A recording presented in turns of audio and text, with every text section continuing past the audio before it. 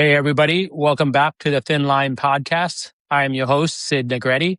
I'm here with my esteemed co-host, fresh off the mountain in Mount Tremblant, Barbee Fagan, as well as Eric Recker. And today we are going to be talking about the community, specifically the community of 29029 and the hidden power that it has given all of us personally and has given other people within the 29029 ecosystem. First of all, let's say hello, Barbee, Eric. How are you guys doing? Outstanding. I would echo Nailed that. it. Outstanding. It's great. It's a great Nailed day it. to be alive. Nailed it. Absolutely. So I know that we're going to have a lot of great content to talk about today, fresh off of your journey in Tremblant. And it's just always a reminder of how powerful that community is. And so why don't you just give me just a brief example of what the community means to you, how you stumbled upon that community, so we could start this conversation that way, Barbee. How I stumbled upon the community. Oh my God. I was attracted to 29029 because of the physical challenge that it sort of posed to me. And folks who I talked to that had already participated in it had shared with me, Barbee, it's a mountain, but wait until you see the community. And I didn't know anything about the community. I knew about communities I've been in the past, like my Ironman community, my CrossFit community, those type of things. But when I truly got that "you're in" across my screen, it was an instant realization that this community is different. And how I knew it was different is within 24 hours, maybe even shorter than getting that message, I got this heat map of every single participant that was participating in these 29029 events. And I was able to see it oh my God, there's somebody who's 2 miles from me. And then we connected. And then you just started to make that sort of spider web of connection and community. And it was from that moment on that I knew that 29029 was special. And then as I progressed through the community, and we'll have some stories, I'm sure, it was a realization that I have not been involved in any other community like 29029, where the people truly are magical. The people are the magic of the 29029 community. Eric, why don't you tell us a little bit about one of your first interactions with the community of 29029? I know you've talked about Tom and Pete and Lap 4 at Stowe Basin, but just talk to us a little bit about when you realized that this community might be a little different. Yeah, my stumbling into 29029 was through the Instagram algorithm. That was the first thing that I saw. And it was, for me, an opportunity to kind of reintroduce myself to endurance sports. I'd gotten really burnt out from Ironman, and a lot of that, I think, was truly, as I look back on it, was the lack of community. It was an individual thing where you showed up and you did your thing and you went home. You maybe talked to a couple people in transition when you're changing in between swim and bike and run, but you didn't really. Everybody's kind of sizing each other up, and it was a much more competitive thing. I thought, well, this is something that I can do. But as it got closer and as I showed up, not knowing a single person who was going to be in that room, other than a little bit of interaction on Mighty Networks and some of those things to build a little community before we're there, I just walked into that and I said, okay, I'm just going to be open for this experience and see what it is. And it's incredible from right when you sit down at the table on the day before the event, all of a sudden you have 6 or 8 people sitting at your table with you, ready to do a shared experience where there isn't a first, second, and third prize. There are no Kona selections or Boston Marathon selections on the line. This is just an event that you do. And what I was so struck with is, okay, there's 300 people here. There's 300 stories of things they've done in the past, of things that they want to do, of dreams, of families, of everything. And how can I dive into that and get to learn as many of those stories as I can along the way? Because everybody has one of those stories, and they come out when we have a shared experience like that. So I think it's something unique about 29 that we don't see in a lot of other places.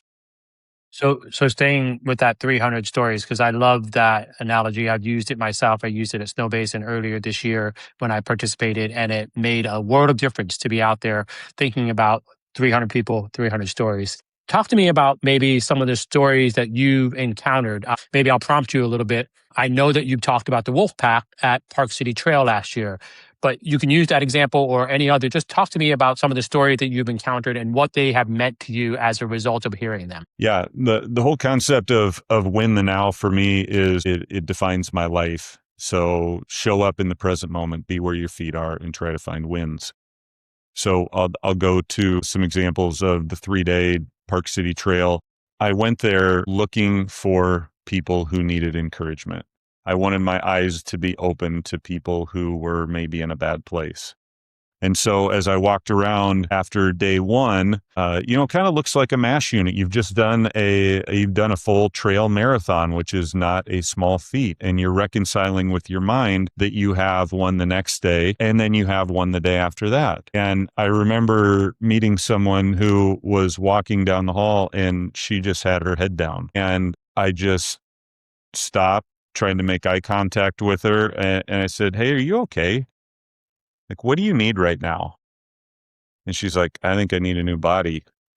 and I said, "Well, I can't really do that." But we talked for just a little bit. And then I asked if I could pray for her. And I was able to do that and could see just that posture of slumped over and defeated kind of got taller and kind of felt like there was some confidence going forward. And her name was Bree, and now her and her husband Jordan have become two of Amy's and my best friends through this. And it was all because of noticing somebody who was in a tough place. And I think during these events and during life, we're always in a place where something is tough.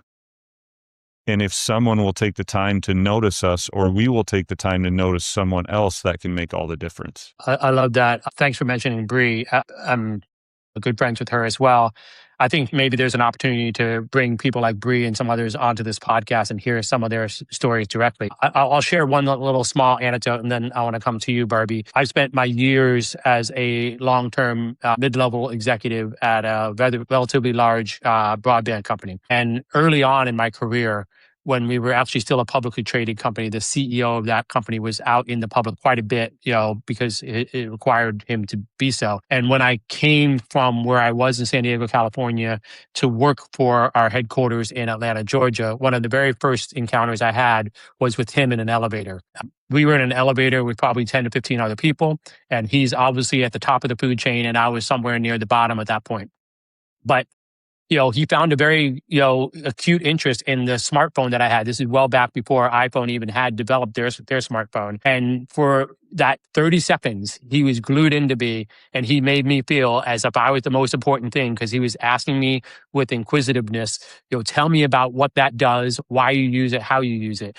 And I think that's one of the meaningful things about this community, is that unlike other communities, which whenever I've showed up to a marathon or an Ironman or any other event, it's not there are no communities. There are micro communities of people that I show up with and we participate with, but it's not in mass of everybody willing to have a conversation with one another and show up for each other and be like, I want to give you my energy in this moment.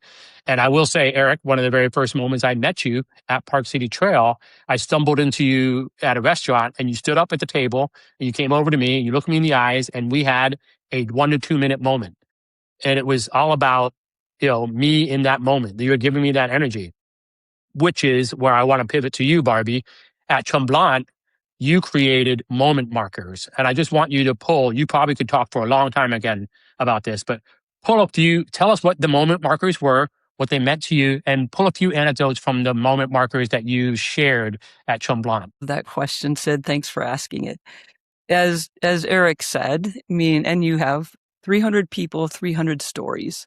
And we're all climbing in this journey together. And we all have struggles. We have lap 4s. I had lap 8. And as you're climbing, when you stop to recognize what's happening around you, you hear things and see things that in a normal day, you just rush right past.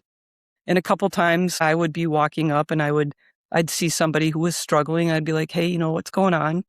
And we'd have a conversation. And it was just intuitive that I would feel like this is a moment for this person.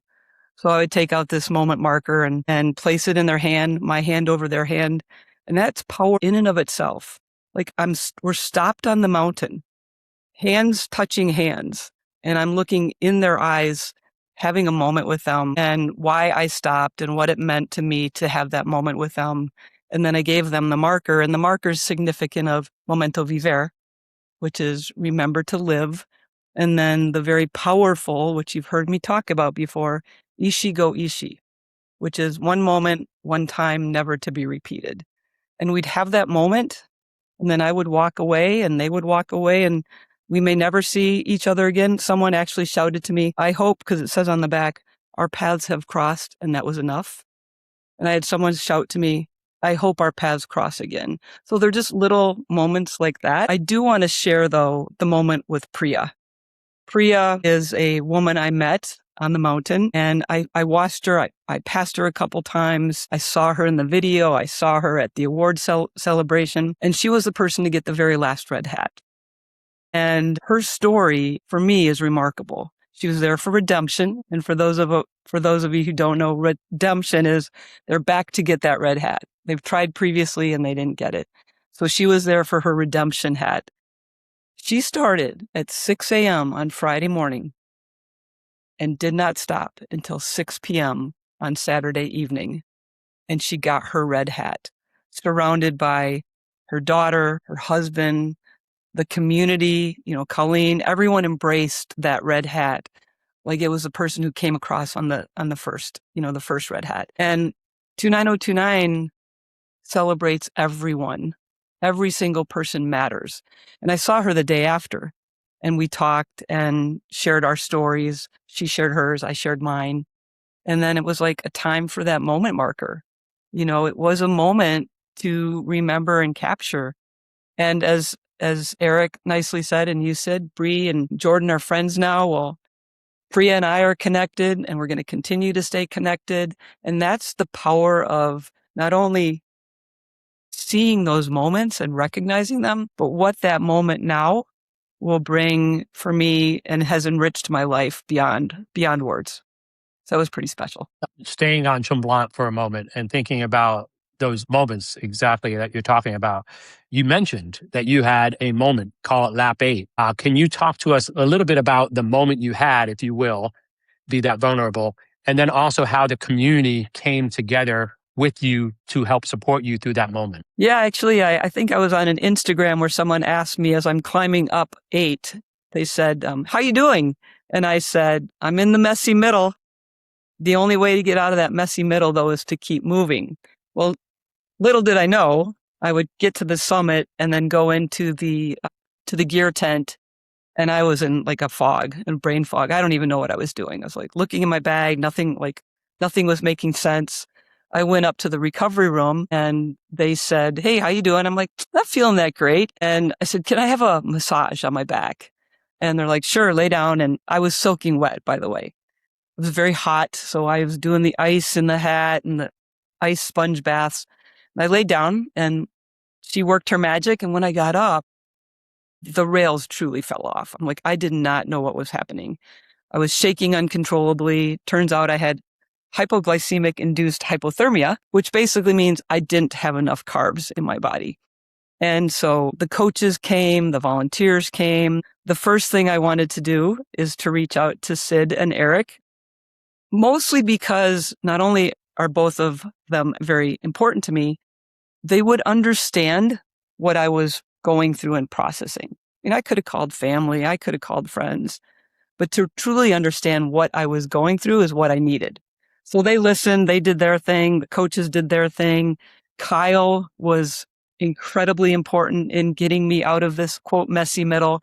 He went and got me a PB&J sandwich.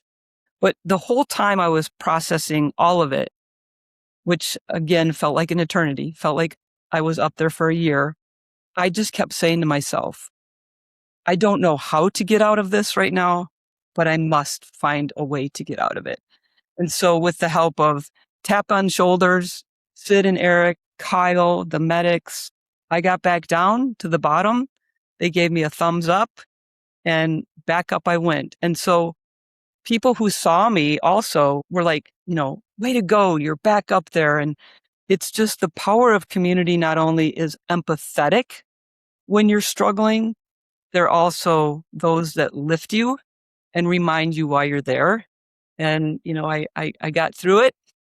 It wasn't as long as I thought, about an hour and a half, but it did everything that I needed it to do, and got some sleep, got a nice hot shower, and went back the next day. And we'll remember what Coach Brent said, Barbie, you've got to eat. And even though I thought I was eating enough, clearly I wasn't. So everybody rallied around me and helped me get through that. Eric, you had shared recently with us a biblical quote that I think sums up where Barbie's going. I don't know if you remember that biblical quote off the top of your head, but maybe you can, if you do remember that, if you can get into that and just kind of share your personal thoughts around that concept. And, if you want to connect back to a story that you've encountered, I'd love to hear that as well.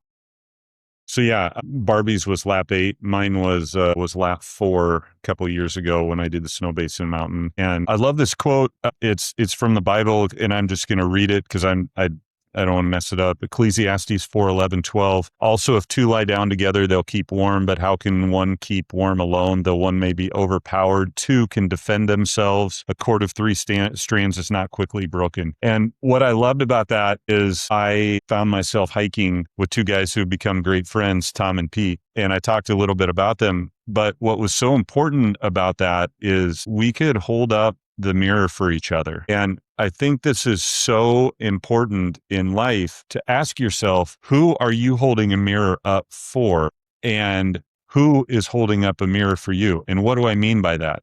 Like if Barbie and I are in relationship and having a conversation and she's asking me some questions about, what do I do about this situation? It will be almost like I'm holding a mirror in front of her and asking her good questions back to help her come up with a solution. Not being a consultant for her, but being a friend, being a mirror holder. So Tom and Pete held that mirror up for me and asked me questions like, your brain is foggy. Okay. So that probably means what if we do this? And they helped me troubleshoot it. And had I just been on one of my long hikes out in Utah by myself, it would have been really scary. What do I do now? But I had other people with me who could offer me wise counsel and help. That's what happened with Barbie as well. She had people who could offer wise counsel who had done this before. And because we were in relationship together, we were hiking together, we weren't alone, we were able to troubleshoot through that. And then 4 ended up being my darkest lap, and I didn't have a dark lap after that. So it's just that importance of being a mirror holder and having someone who can authentically hold the mirror for you and ask the tough questions. I heard something recently. If you want to go fast, go alone. If you want to go far, go together.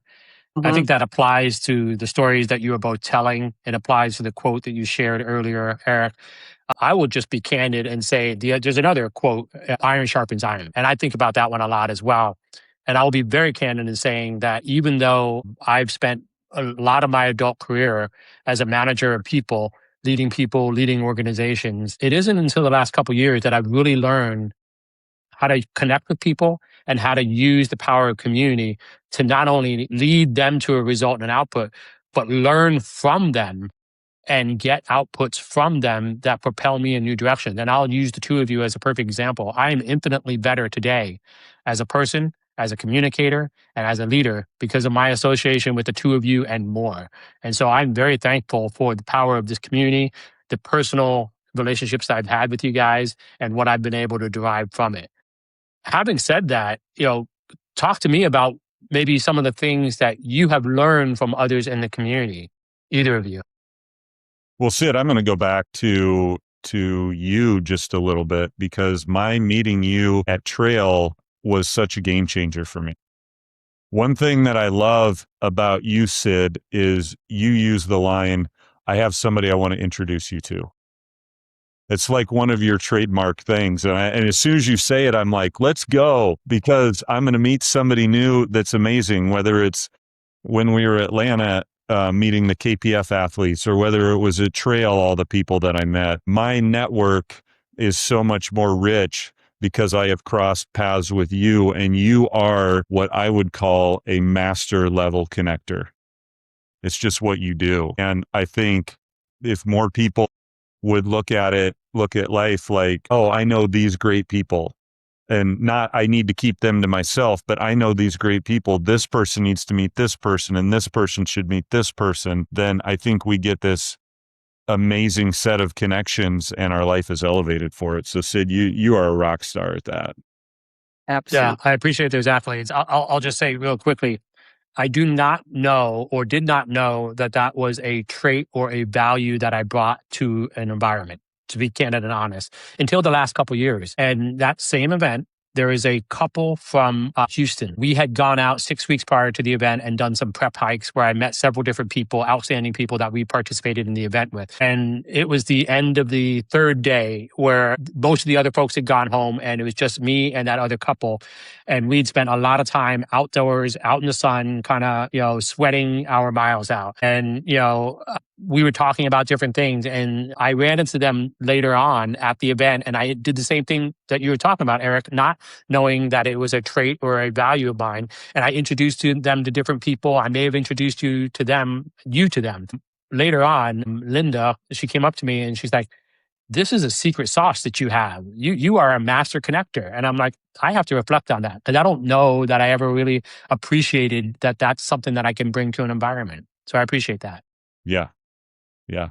You're one of the best I know. Absolutely. Absolutely. Sid, you and I connected through, I think, a WhatsApp group for 2024. But we connected deeply, and we had our group, and then we had other groups, and I have my, quote, Sexy Six group. And I remember seeing you in the flesh for the first time in Jackson Hole. And it was like getting off an airplane and seeing someone that you haven't seen for years, but you know deeply and intimately. And I don't know if you remember, I know exactly where we were. We were doing the coaches breakout sessions, and we saw each other. And that hug, Sid, is a hug that, I won't forget, because it was super powerful. That's what 29029 community truly affords us. It gives us an environment, though, where we can do this, where we feel safe to do this, where we can be vulnerable to do this. A lot of times they say when we get older, we really lose the capacity to create new, meaningful, and enduring friendships. Well, what I have gained out of these last 3 years it truly is priceless. I talk about my Sexy Six. Those are the 5 individuals I met training for Jackson Hole. And then what did I gain out of Jackson Hole? Becoming more, creating a stronger relationship with Elizabeth, then taking that and going into Aspen, and then branching out to Pip and Patrick and more and more. And the community is just so willing to give back to each other that if you don't take advantage of it, you're missing something very, very special about what the 29029 community brings to us. I think it's super important that we realize, for those who are listening who haven't done a 29 event and maybe aren't able to do a 29 event, this kind of community can happen off the mountain as well. And I think it's important that we look around. We have an epidemic of loneliness, even though supposedly we're incredibly connected. And so who are the people that you see on a daily basis that could be, for you, Barbee, your Sexy Six? Like, you do life with these people, but how can you take it beyond, we show up to work and we do a thing together and then we go home? Are there people you have commonalities in? Do you know their story? And I know we're going to tee that up later, but for people who are like, well, I don't do mountain, I don't do 29 events. What is this for me? Well, look around you. Who's around you? All around us, if you take the moment to be aware of it. I think actually that is a perfect tee up for an episode that we're going to hopefully release right after this one. And we're going to get into a deeper conversation in terms of what have we learned on the mountain that we have been able to take off the mountain and share with people that may not be associated with the mountain today. I say today because there's always a chance, because they may feel the draw and the power of coming and participating in some of these mountain events with us. But I'm really excited to get into that next conversation about taking these valuable lessons that we're learning, the power of the community, the hidden power of that community, and taking them off the mountain and knowing and understanding how that can fuel us there. So with that said, thanks everybody for joining us for today for the Thin Line Podcast. Remember to be where your feet are. And Barbee, take us out with Memento Vivere. Remember perfect. All right. Thank you, guys.